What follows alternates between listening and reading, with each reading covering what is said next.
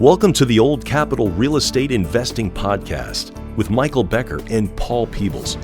During this program, you will hear interviews with real-life successful investors who will share their stories and provide useful advice on how to acquire, finance, and operate apartment complexes. Now, here they are, Michael Becker and Paul Peebles. Welcome to the Old Capital Real Estate Investing Podcast. I'm your host, Paul Peebles, National Underwriter for Old Capital, and joining me today is Michael Becker. Hey, Paul. Michael, also with Old Capital. So in the podcast today, we have a guest that many have probably heard of, but if you haven't, you're in for a treat. Today, sitting in to the podcast with Michael and I is Robert Helms. And Robert is one of the two-member team of the Real Estate Guys podcast, heard live on a weekly basis throughout the nation. They do a great job. They give you a lot of good real estate insight. And we couldn't think of a better person to sit down at the beginning of the year and kind of talk a little bit about what's going on. So, Robert, thanks for joining us today. Hey, guys. Thanks for having me. It's great to be here. Sure. So, Michael, I'm going to kick it over to you. Yeah, maybe we could start off a little bit. A lot of people may know you, but those that don't, maybe get a little bit of background on yourself. Tell us a little bit about kind of how you got into real estate and maybe a little bit about your podcast.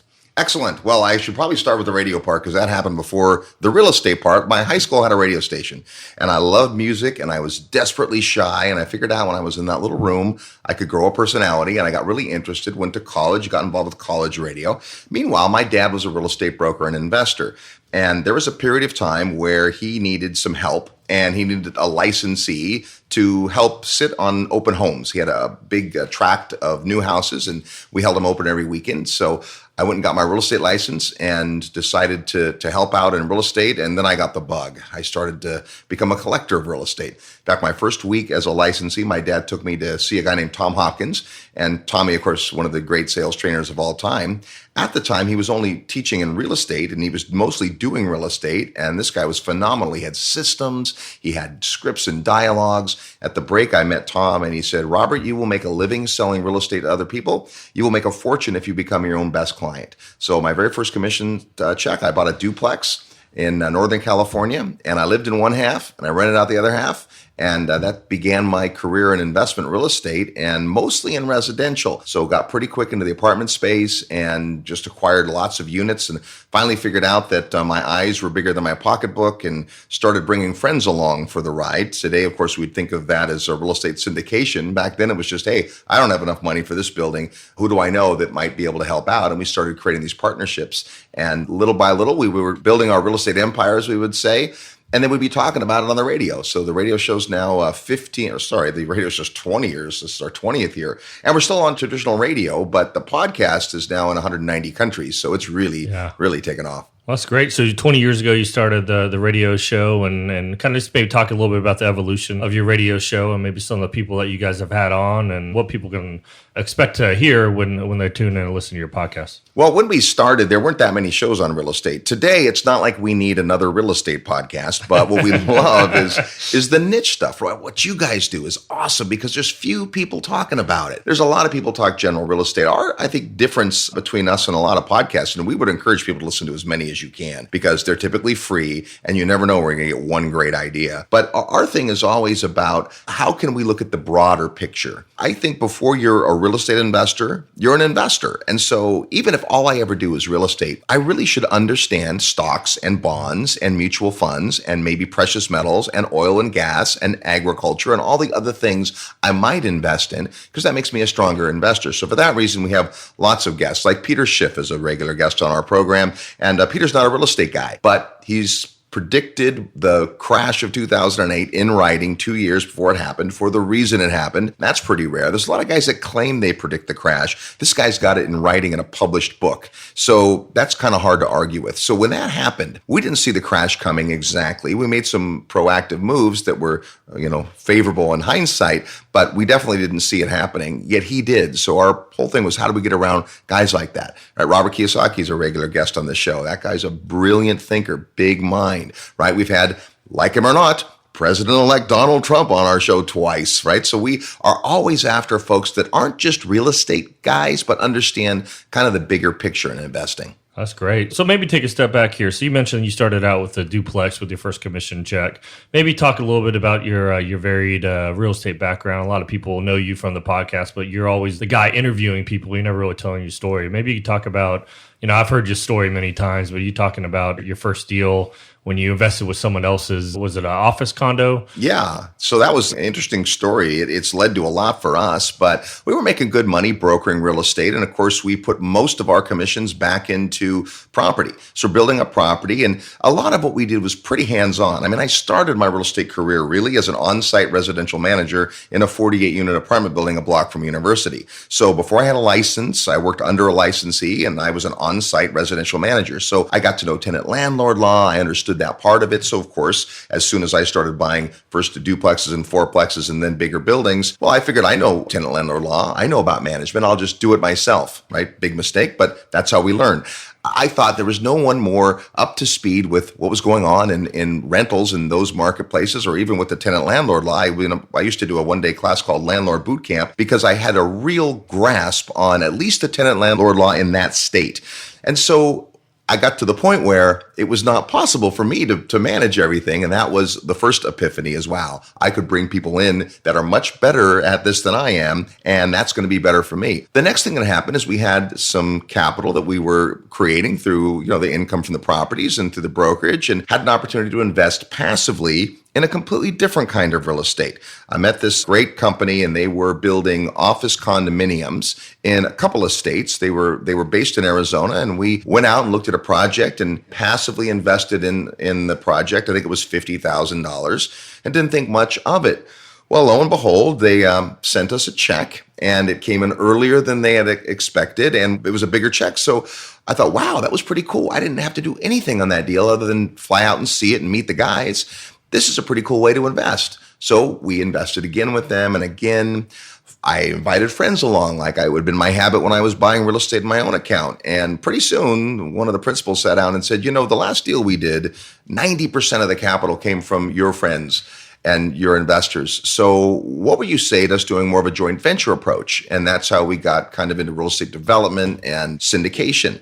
Hadn't really thought about it. Started off as a passive investor, which is, by the way, a great place to be because there's a lot less to do. Just better make sure you vet the promoter and the property, right? But we got very active in that space, and it led to this whole new world of the syndicating deals and not letting our ability to qualify or our amount of capital hold us back. That's one of the things that when Paul and I are out making loans, one of the things that's pretty common across virtually every deal we do, virtually all of them are syndicated structures. There's very rare that we have a independent owner that puts his own capital up and raises money fully for his deal. And that's kind of, transitioning a little bit over. That's where we met, was at an event that you guys hold, Secrets of Successful Syndication. I believe it was in 2014, I believe is when we first met. And I was a listener to your podcast and heard about your event. It was in our backyard, so I decided to go, and I drug Paul along with me, and that's where we kind of met. And I think for the last 5 or 6 of them, I've actually attended and spoke at it. So maybe you could tell everyone a little bit about that. So syndication seems real big and scary when you're first starting out. You don't really understand the complexities of it because there's security laws. You got to take other people's money. How do you put it together? Maybe talk a little bit about that event because you're on, I don't know, what number 8, 9, 10 coming up? Something like that. We now do that event twice a year, and it really springs from the fact that what holds lots of successful investors back is they get to that point where they're either Fannie or Freddie'd out and they can't really qualify for another single family loan, or they just have a challenge jumping to that apartment level. There's a whole bunch you got to learn there. Plus, you got to get connected, and that space is super competitive, or at least it has been the last few years. And so there's this place where investors get where they're stuck. And that's exactly what happened to us. So this seminar grew out of this idea that we had some amazing folks all assembling in Florida because we were about to go on a cruise. We do an annual investor summit that I know you know about since you've been with us before on that. But since we had Ken McElroy and Garrett Sutton and Beth Clifford and all these folks there, we thought, well, let's do a one-day event beforehand to talk about real estate syndication. And a lot of folks who were coming on the summit showed up, but we had another 15 or 20 who just came from the listening audience. And at the end, as our practice, we polled what people thought, and there was a lot of interest in the topics. So we started doing that event. It was originally one day, then we added a bonus half day, and now it's a full 2-day event where we really go through the basics. It's designed for someone who's never syndicated before, as well as someone who's been doing it but doesn't feel like they had the training they need. Plus, it's also a great event for, I think, anybody who's considering passively investing in someone's deal, because we're going to go through all the things that you need to know on both sides of the fence so you could vet a sponsor or a project. And so there's the legal side of it. As soon as you take someone else's money, there's a huge level of responsibility as well as a bunch of legality. It's not to scare anybody. You just have to learn about it. Then we talk about the two things that syndicators do every day. They wake up and they have to find deals and they have to find money. So basically our one day is mostly about where do you get the capital and how do you deploy it, and loans and those kinds of things, which is of course why we love to have you on the program, is that you can explain in a very easy way to understand for someone who's maybe only ever got a loan in their own home or on a single family house, what it looks like in the apartment and the commercial space. And then the other day is really, now how do I go find deals? How do I get into the deal flow, so to speak? So we just love to see the folks who are doing it right, who have integrity. They've got a good market, they've got a good team, but they get stuck either because of deal flow or because of lack of capital. What I enjoy about it is you bring in some qualified attorneys and people that talk about self-directed IRAs, and you kind of pick their brain. And the audience and your people that come to the seminar, they get to ask their questions, and there's never a dumb question, because I'm always fascinated by people.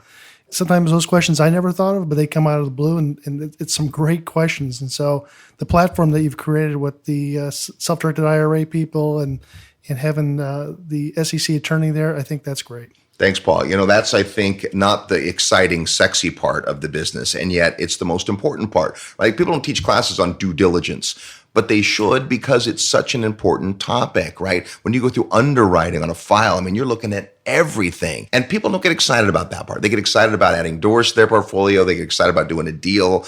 And our thing is, I guess it's a little sobering. Hey, there's more to it than just the fun part of finding a deal and finding investors. You really do have to pay attention to that. But also, it creates an environment where the people who come together are extraordinary, right? I always give you guys credit that the fact that we met you coming to an event that you were students in. And remember that we had Ken McElroy at that event, and he had like a case study. And little do we know, you guys had the background you did, because you were rock stars at that, right? But always being a student, right? And because it's not just what gets said from the front of the room, because it's a 2-day event, and because there's a lot of social time and lunch, and we do a reception the 2 nights between, people get to hang out and talk and meet each other and see where maybe they're having some of the same struggles and what some of those solutions are. So we often, as real estate investors, live in this little bubble of ours. We're like, one man, one woman bands. And it's good to rub your brain against other brains, as Abraham Lincoln would say. Talk a little bit about Ken McElroy, because he was at the meeting that I was at, and I was, he's good. Kenny's something. Kenny and his partner, Ross McAllister, run MC companies, and they're big time syndicators, 10,000 doors all throughout the U.S. Ken's also the Rich Dad advisor for real estate and works a lot with Robert and Kim Kiyosaki. We got to know him in that regard, had him on our show as a guest when he just started really getting to know Robert and Kim, and phenomenal guy, right? He's not a public speaker, right? Even though he often comes and speaks for us. He's been on our Investor Summit now 7 or 8 years in a row, but he just knows his stuff, right? He's been through it all. And he loves to share. He loves to teach. What he often does at the syndication event is a case study where he'll bring in a property that they've gone through. And sometimes he does it in a format where he gives us one that they've thought about and either didn't get or in the process of, and then the audience kind of goes through it and decides yes, no, why not. But even if Ken's not there, he always provides us with one of their business plans. So you can see what a guy who's raising major money puts out to his investors to say, here's the market, here's the property, here's what we're looking at, here's the upside, here's our plan. And so that's really good content. And again, you're going to leave with a workbook that's 150 plus pages, but what's way more important than the workbook is the conversations you get in with folks at the event, right? I know, Michael, you're there for the whole entire couple of days, even though we only have you on stage maybe 15 or 20 minutes. I know that people are interested in the topic and they all have their own individual situations. And so it's one thing to hear from in front of the room. It's another thing where you can hang out with a guy for 10 minutes and say, listen, here's my deal. What could you do for me? That's where the rubber meets the road. Yeah, that's one of the most valuable things that I get from going to the events. And I think a lot of people do, just the relationships you form. When someone buys you a beer, it's an easy way to start a conversation. So as you know, I'm always open for that. So I know it's true. The last guy to leave the bar. Always, every event seemingly. But that's definitely one of the main takeaways that I've gotten myself. And then it's one thing I've observed with a lot of people, that you kind of develop a culture when you go to your events and have a lot of the same people go to multiple events over and over again, like myself. Some people call them slow learners, but I guess like you say, you're at a different place in your life every time you go to the event, so you can have the different context to the content. And that's definitely one of the things that I observed. Like, I have a lot of people that I met through your network that have formed relationships together and have done deals together, and that's very valuable, because you're not going to find someone to do a deal just sitting at home on the internet, listen to a podcast or reading a book or whatever. You actually have to go out to real life events. That's one of the things that Paul and I have started trying to do.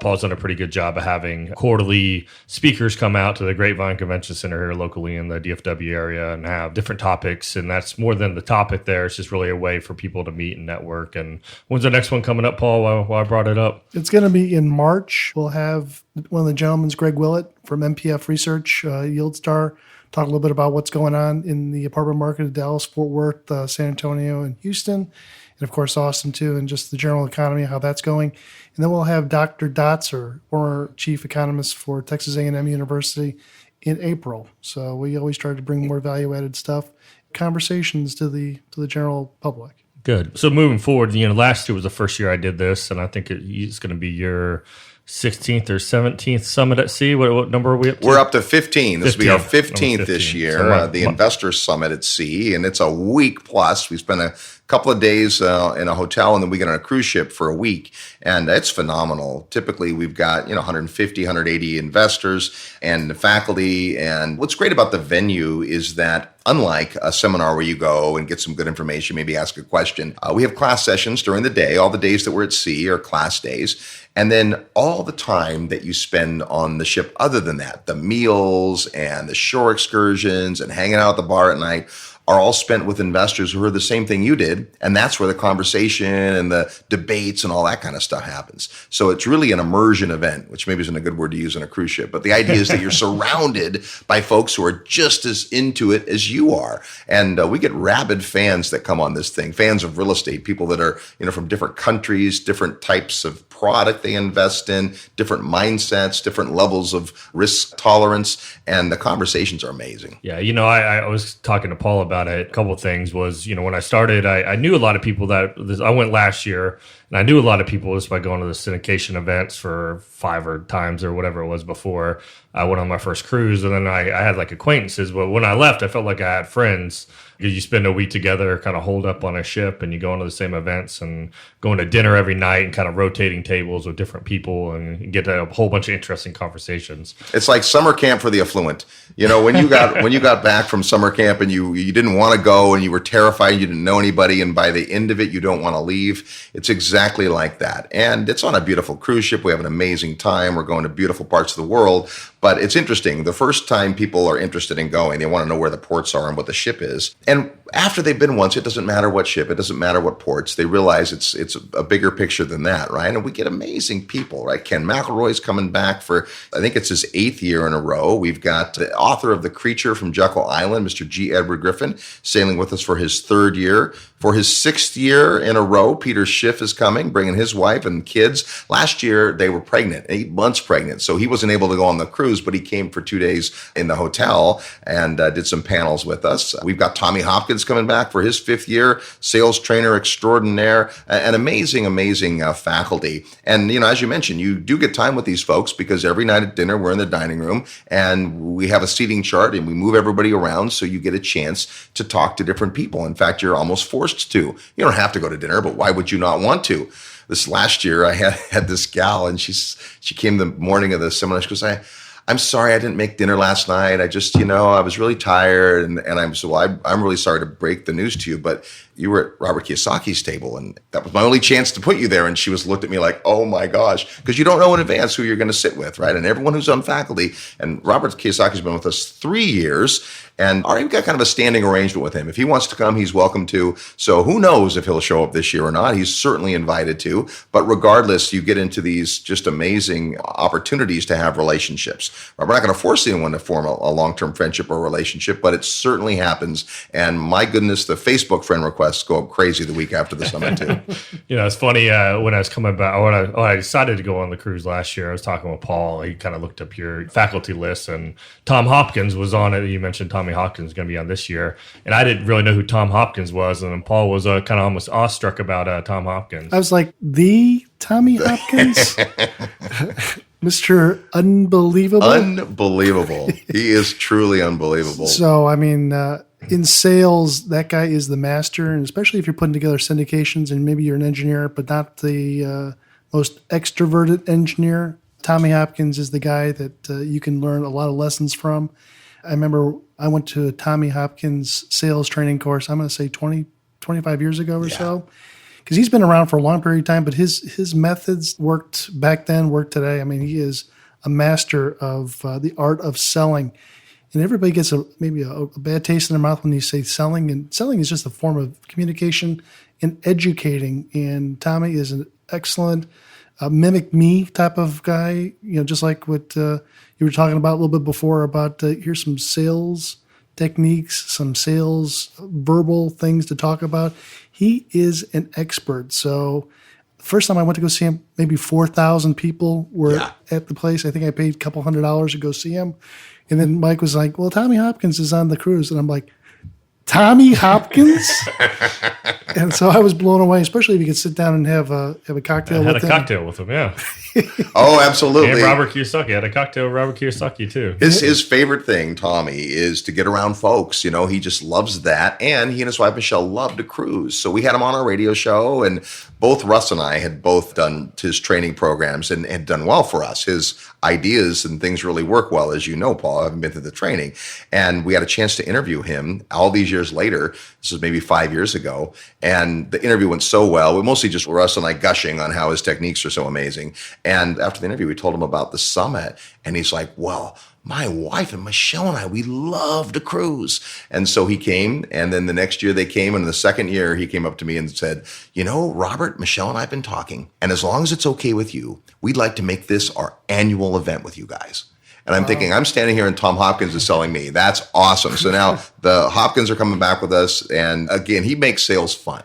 That guy, even if you picked up one nugget on the way he talks and educates people, it's worth the cruise. There you go. Absolutely. Plus, you're going to have a good time. Our whole thing about doing it on a cruise ship is, hey, at least if the seminars suck, you're on a cruise ship. It's going to be great. And of course, they never do. It's always extraordinary. The people that we have and the panels, the different panels we put together are great. So, yeah, I think whether it's, coming to a structured event or obviously the things you guys are doing, when you get together with other real estate investors, you got to look at the wide variety of things that are real estate. It's not just all about deal finding.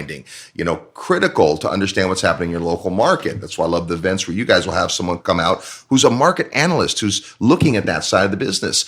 Obviously, the finance side is huge, but so much is also about your mindset and your fortitude when things go wrong. And there's so much to learn, and getting around people that have been there and done it before you. That's one of the best things you can do is no matter how good you are as an investor, make it a goal to spend some time with someone who's just a little bit better than you are. So what I like about your podcast, too, is that your brain is a muscle, and you have to go out there almost on a weekly basis or even a daily basis and exercise that muscle. And you guys have some interesting topics, and I thought I would just get some of your feedback on some of the topics that you guys have had on and people recently, and just give me some insight if you have anything, things about tips for delivering value to your tenants. Yeah, so that was a show we did with a gentleman named Terry Kerr out of Memphis, Tennessee, who has done an extraordinary job of keeping a portfolio of hundreds of houses in the high 90%. We're like, well, how has that been? We've known Terry now for 8 or 9 years, and his portfolio was always 95% occupied. Market up, market down. So that was a show really finding out how does he do that. in finding great properties in strong markets? Yeah. So as you're looking out at the horizon, there are some product types that are strong performers, like apartments have been in the last several years. And then there's particular markets. And so the key is to find we think the market first. And then within that market, what's the product type that makes sense? And you got to match those two things. If I buy a good product in the wrong market or vice versa, that's a recipe for disaster. You got to be right. You got to check both boxes. Raising capital for your real estate deals. Yeah, obviously, one of the things we always look at is whether you're thinking about syndicating or not, you do get to that point where you're stuck. And so if I've never thought about raising capital, that's really a show that's talking about this idea of sharing the wealth. Meaning I find a great deal, I don't quite have enough money to do it myself, or I could do it, but it would really deploy a lot of my assets. Why not just say, who would I know that we could get together on a deal basis? Not necessarily a partnership for life, but on a one property basis. How could I figure out a way? And it's that thinking, instead of, my mentor taught me to not say I can't afford it, but to ask myself, how can I afford it? The answer to that is to often find partners. I got one or two more here left, Mike, is strategies for forced equity.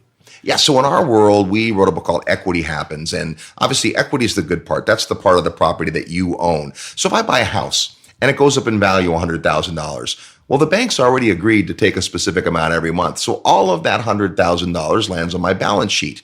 Now, it only counts, right, if you do something with it. If your price of your house goes up, unless you're refinancing or selling it, doesn't mean much. But just in terms of a mindset of building wealth. And so what we call forcing equity is when you do something to the property. Like you guys will often acquire an apartment building. You've got clients that do this, and they exploit something in the market where they can increase the value of the property through functionality or through changing obsolescence or something, better management, and increase the rents, which of course increases the value. That's forcing equity. You didn't wait for the market to give you the equity. You made it happen. So anyone who rehabs, anyone who develops, anybody that does one of these big turnarounds in an apartment complex, that's forcing equity. And this one's near and dear to my heart for Mike, how the Fed rate increases affects real estate investors. Well, there's a whole show and a half for sure, right? We take a look at what's happening at the macro level a ton. And so if you don't understand the way that real estate interest rates move and why, you need to spend some time getting your mind around that, right? You guys, obviously, that's the world you live in. But a lot of investors, they just ask, well, Paul, what's the rate today? Or, Mike, I'm doing this deal, and what are you going to lock it at? A much better way to approach it is, as Robert Kiyosaki would say, be the Fed. Don't beat the Fed, but be the Fed. None of us in this room or listening are going to be able to change what the Federal Reserve does. But we better understand that, first of all, it's not federal and there is no reserve, and that the moves they make affect us. If you can just learn to read what they're doing and come alongside that, well, then life becomes so much easier. It takes a little bit of study. It's why we're so excited of having Ed Griffin back on the show. He doesn't do many live events, but he wrote this amazing book called The Creature from Jekyll Island. The creature he's talking about is the Federal Reserve and the birth of the Federal Reserve. And it's an extraordinary book, hard to read, big, long book, but really, really read that book. You'll have it figured out. Then come on the summit and pick Ed's brain. That's great. We talked quite a bit about both the syndication event coming up and the Summit at Sea, the cruise. Maybe tell us a little bit about specifics on those. One of the dates of the next upcoming Dallas syndication event and the real estate summit. And at the end, if anyone's interested, you can email Robert, and his partner Russ have been gracious enough to set up an email that has an auto response with some information about the two upcoming events. So that's OC Podcast at realestateguysradio.com. That's OC Podcast at realestateguysradio.com. But maybe just tell us a little bit about the upcoming events and when and how and all that good stuff. So happy to say the Secrets of Successful Syndication is coming back to Dallas. It's March 3rd and 4th. And so we moved that one around. We've done it in Chicago. We've done it in California. We've done it in Las Vegas, Phoenix. But the next one, March 3rd and 4th, is Dallas, Texas. So come on out to that one. You can get all the details by sending that email. Again, OC, like old capital, OC podcast at realestateguysradio.com. And you get a link and you can see all that stuff. If you're driving or working out right now, just send that email and you'll get the information. The 15th Annual Investor Summit at Sea starts April 1st, the morning of April 1st in Houston, Texas, and goes until the 9th. We get off the ship on the 9th. And again, if you just send that link, you'll get all the details about these events, and you can learn more about who the speakers are, what is covered specifically, the pricing and all that stuff. But we sure would love to have folks come out, and we appreciate the opportunity to share that. That's great. So kind of wrapping up here, through your many years of being a real estate investor, developer, international and domestic, maybe some words of wisdom, any sort of takeaways that you can leave the audience with that you've kind of experienced either through a mentor or kind of the hard way, making some mistakes? Oh my gosh. We don't have any time left for to go through all of my mistakes because I made most of them. We say experience is the thing that allows you to recognize a mistake when you make it again. So the first thing is to learn from what you do wrong. People generally, when they make a mistake, they try to ignore it. They put it in a corner. They don't want to acknowledge it. You've paid full price at the point you've made the mistake. So get the lesson. The lesson comes for free at that point. So don't beat yourself up. Jim Rohn, my mentor, would say, use your past as a university to learn from, not as a club to beat yourself up with. We all make mistakes. And then I think the other thing is we regret the things in life that we don't do a lot more than things we do. When I look back, my biggest regrets in real estate is when I found a market, I found a deal, and for whatever reason I decided not to do it.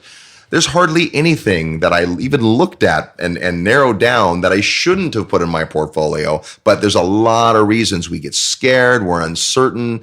You can mitigate a lot of that. So I think a propensity to action, rather than have a propensity to analyze, do something. I had a guy come up with one of the seminars. He goes, I read your book. I read all of Kiyosaki's book. I read Gary Elder's book. I read Donald Trump's book. What else do I need to read? And I said, well, you need to read the purchase contract. That's the next thing to read, right? At some point, right, our motto with the real estate guys is education for effective action. It doesn't do any good to analyze a deal if you don't do anything with it. You can't make money on real estate you don't own. So I would say get in the game and get back in the game. And if something goes wrong, get back on the horse and get back in the game. That's right. Paralysis by analysis. That's right. So we'll definitely appreciate your time coming in. And again, if anyone wants information on their upcoming Secrets of Successful Syndication or the 15th Annual Summit at Sea, email ocpodcast@realestateguysradio.com. We'll make sure we get you all that information. Paul, anything? Nothing, Robert. We appreciate you coming to the office and into the Old Capital podcast. And next time, make sure you bring your friend Russell Gray. We'd love to have him come in and spend some time with us too. Absolutely. Well, we appreciate what you guys do for the world. And thanks for having me today. Thanks. We appreciate it. Thanks for listening to the Old Capital Real Estate Investing Podcast. Please join us at oldcapitalpodcast.com to sign up for our weekly email updates. We'll see you next week for another great interview.